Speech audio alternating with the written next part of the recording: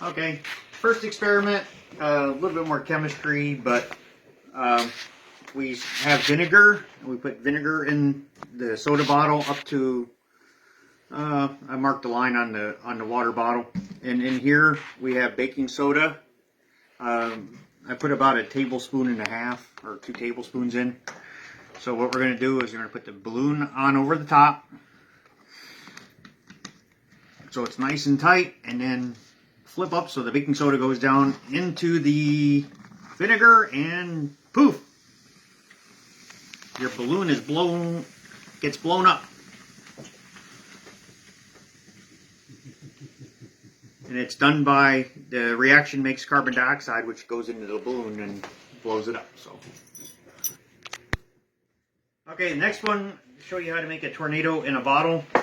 You're going to take an ordinary soda or water bottle like this, fill it up about 3/4 of the way, add 2 drops of dish soap in here, and this one I added some glitter or some peels from the bottle, but you don't have to.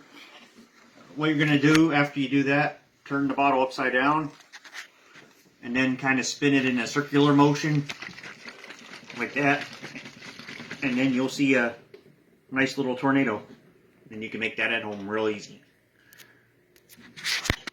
Last experiment you can try at home. You need a small glass filled about 3/4 of the way with water, shaving cream, and food coloring.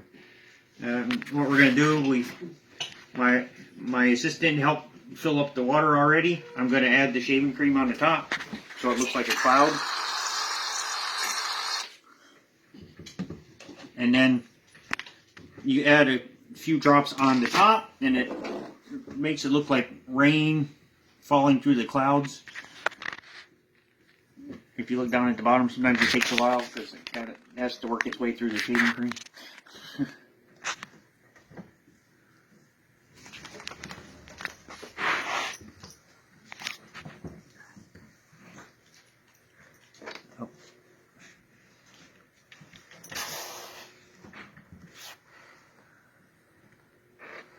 It's probably better to go a little light with the shaving cream to make it go faster, but eventually the food coloring will work its way down.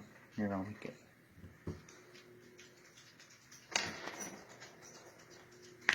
Here, I made it home.